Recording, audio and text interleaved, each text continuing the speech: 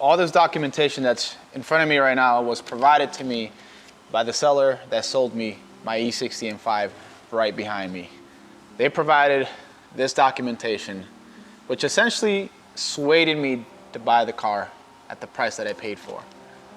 And it turns out that all of it was a lie, and all this paperwork is straight up I really hate to make this video, but I feel like it's an update that is kind of necessary for those that started watching the E60 M5 series. A few months back, I purchased this car from two brothers in Jacksonville, Florida. Apparently they were avid viewers of the channel. They've been following vehicle videos for years now. Their primary occupation is selling used cars, buying them, fixing them, selling them. The original listing price for this E60 M5 was, I believe, $19,000 at the time. And it was quite an attractive car based on the description that they put out there. Most of the major failing points for this platform were all addressed. That was the big kicker for me. I wanted to buy an E60 M5 for several years now, but didn't want to deal with all the initial maintenance I would probably have to do to it to keep it reliable long term. Well, this car, according to them, most of it, if not all of it, was already addressed. So I agreed to meet them up so I can look at the car. I think the red interior was pretty cool with the silver exterior. It was a really cool combination. A few days before meeting up, they reached out to me and told me that the car was experiencing issues, transmission issues. They would drive the car for 5 miles. They would have a transmission light that would come up, and then the car would kick itself into neutral, making it undrivable. They suggested it could be a very simple fix, maybe like the battery, because these cars are very sensitive to low voltage. Anyways, they didn't really want to deal with it, and they offered to knock the price down several $1,000s if I was still interested. I figured if everything else on the listing is true, it's worth a shot. So I agreed to meet them up locally so I can look at the car. Hard to put things into words because I'm that pissed off. They had documentation of the car having rod bearing failure, the original motor, and them swapping in another motor with only 71,000 miles with the rod bearings, B rod bearings, and all the bolts, all the seals being replaced just a few months ago. And that it was done at a credible shop in Jacksonville by the name of and that it had a 3-year warranty. So my thought process behind all of this was, I'm taking a big chance with the SMG system taking a crap, even though they said that they replaced the entire SMG system on the car, which is a very expensive thing. So my thought process was, okay, let's say the SMG system is completely shot, which I didn't think so because they said they had replaced the SMG pump assembly, which is very expensive. I still have the S85 engine to lean on. Their bill, quote unquote, which was provided to me, around $13,000 for the engine, for the labor to install it and to do the rod bearings and all that stuff. And that warranty can be transferred over to me. So essentially it'd be a risk with the transmission, but a major win with the engine. And then to top it all off, they had documentation from Beamer World for throttle actuators, which is a common failure point for these cars and very expensive. Vanos pumps as well. A new clutch that was also included in that paperwork from some other small little things. So, I mean, you look at that, you're like, oh man, this car is really taken care of. You got warranty for 3 years, pay $14,000 for it. Well, anyways, fast forward when I met the guys in Jacksonville and we kind of talked a little bit, drove the car around. It actually gave me no faults. It didn't fail at any point. It actually was driving very, very good. And then the conversation about the SMG pump kind of came up because I was like, well, how are you having these issues if you've replaced the entire assembly? And he said, oh no, well, we didn't replace it. We just had the shop look at it and it was fine. And I don't know if you guys remember with one of the previous E60 videos, I kind of mentioned the fact that I questioned him about it because it was on his listing, new SMG pump. And his answer was, oh, well, that's not what I meant. I just meant like they checked it. I must have been typing too much that day when I was making the listing, which I found really, really odd, but whatever. It was such a hard decision. I even backed out of the sale and he offered to give me another $1,000 discount to take the car. I ultimately decided to take it because I think it would be a really good car for content. Immediately after the car broke down, we were stuck in Jacksonville for about 2 hours. I actually couldn't drive the car. It was stuck in a certain gear and we couldn't move the car. Stopped the AutoZone, tried to do a quick fix, changed the module, nothing fixed it. And then a miracle happened where the car turned on and we were able to drive it 2 hours back to Orlando with no issues Long story short, it took it again, we couldn't move it, we couldn't start it, and then it just kind of sat for 2 months until we kind of figured out a way to address the stuff, which is all in the previous 2 episodes. And we are where we're at right now, where the E60 M5 actually drives very well, but I got some new information, which has caused me to stop driving the E60 M5 and just park it, because pretty much every element of this car now has to be looked over and possibly replaced. The warranty from be forwarded to me. The seller had forwarded them my information and my email address so they can send me the copy of the documentation for my records. And I never heard back from the shop. So I had some free time, I contacted them, and after about a 45-minute conversation, they said they pulled up the information for this E60 M5 and another E60 M5 that they own, but no such work has been done to the car. No engine swap, no rod bearings, no clutch job. Absolutely nothing was in their system. Obviously, I could have checked with the Euro shop and confirmed that everything the seller told me was true, but I didn't think about it beforehand. I thought about it the same night we met in Jacksonville, which was around 11 p.m. at night, and they were closed. They were viewers of the channel. The documentation seemed legit, and the last thing on my mind was that they were fabricating the entire story regarding the maintenance history of the car. I had them search different variations of the information that I was provided, like order ID, customer, even the tech that worked on the car. Well, the tech that worked on the car. And they couldn't give me any information. They said they haven't worked on it and they can't give me any further information, and they just kind of didn't want to talk to me after that. I tried to call them several times after we hanged up and they wouldn't pick up the phone. So then I went back to Facebook Messenger, where I originally was talking to the seller, and that conversation no longer exists for some reason in the listing. I can't look at anything. It appears to be that I got blocked. Well, luckily I had their phone number. Try to text the number, try to call the number straight to voicemail. I used my Google Voice number that I normally use for business purposes, and I called them, the phone rang, and the guy picked up. It was a long, intense conversation. Honestly, the only thing that I wanted was proof that the work that he said was done, both on the listing and the documentation, was actually true and not a lie. I wanted that peace of mind. And he showed frustration because I was pretty upset over the phone when I was talking to him. He said he didn't appreciate it and that he sold me a good car and that the car never blew up. I drove it to Orlando just fine and is a perfectly healthy car, that they spent a lot of money and a lot of time on it, and that he didn't make a single cent off of it because of all the maintenance they did to it. And then he referenced the documentations that he gave me, proof of everything. I was telling him about the information that I didn't find about the car being touched or worked on. And he explained to me, oh, it's because the tech that was working on it did it not during business hours, it was over the weekend. He printed out the documentation and everything was just kind of done off the records. He said he has the proof, he has the pictures and videos of everything that they did.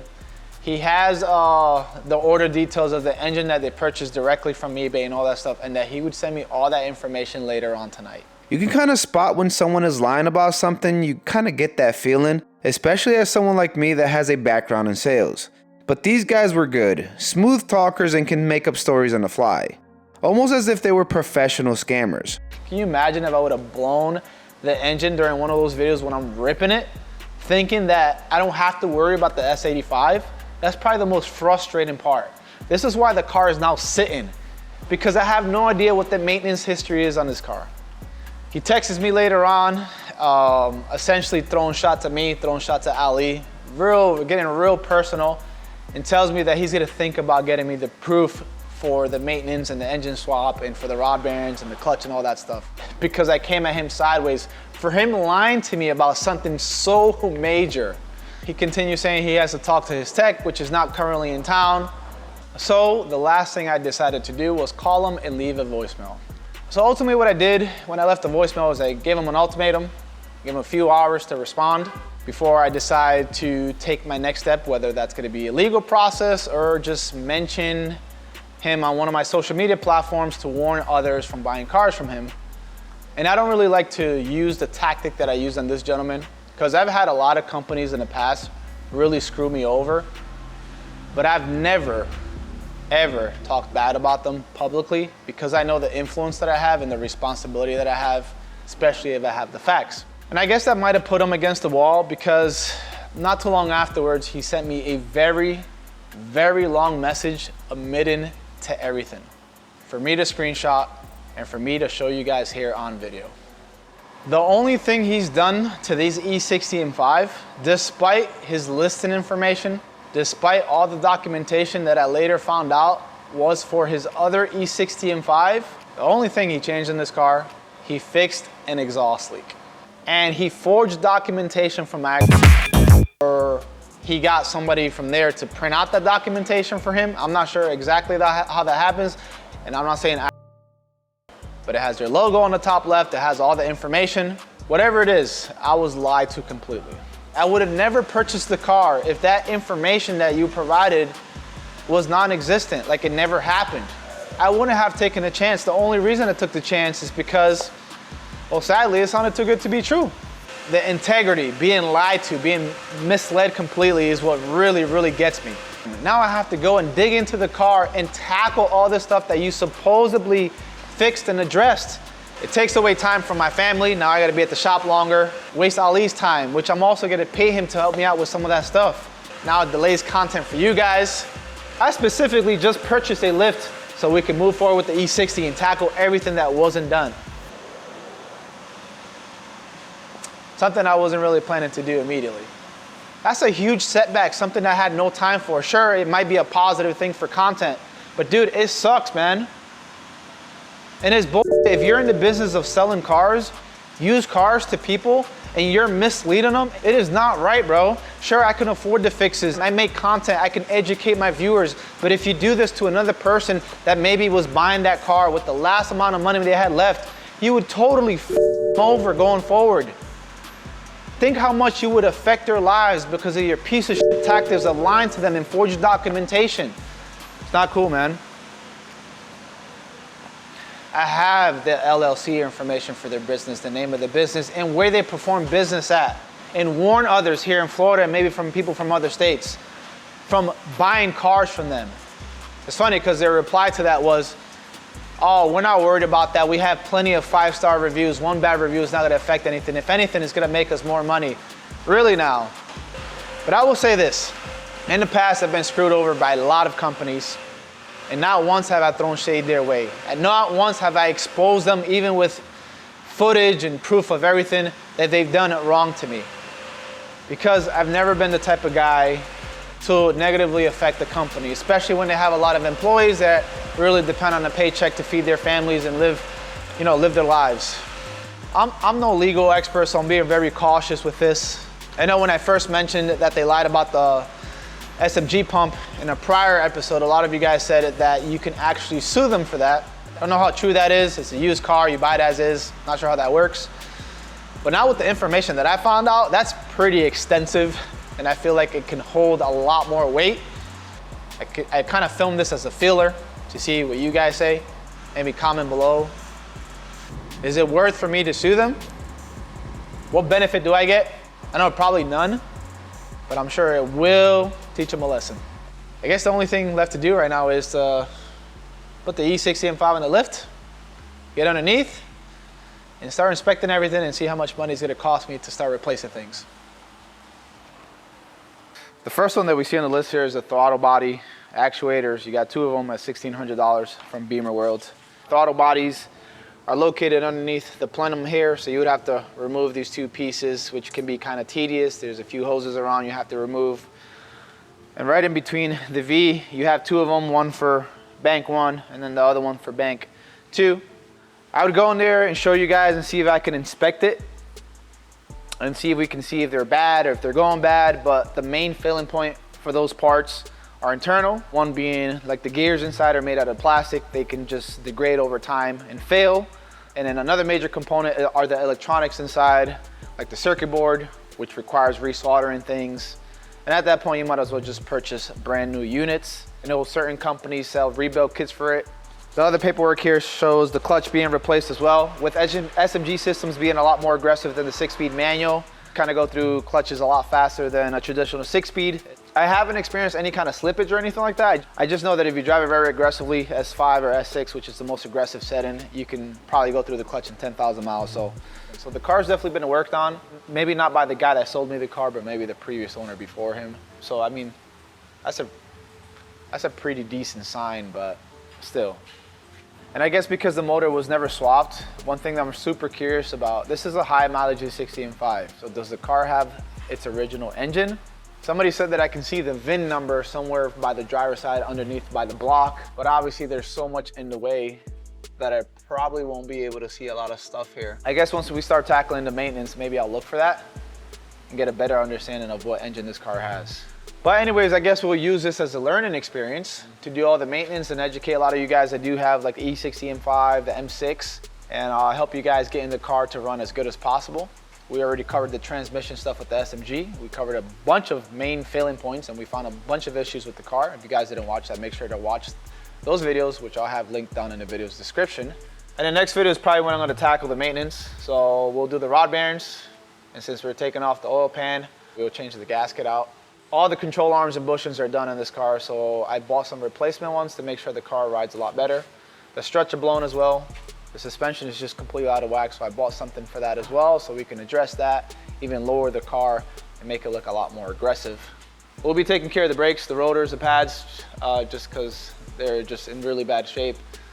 Spark plugs, coils for the car, and as far as like the valve cover and stuff like that, it's not leaking, so I'm probably not gonna get into that. Remember I said the car's not really leaking from anywhere? Well, it's gonna be hard to tell, but valve covers are leaking. So yeah, add that to the maintenance list. Oh yeah, right here, oil filter. Leaking. Okay, okay, it's all right, it's okay. Where's that dog mean with the fire? It's okay.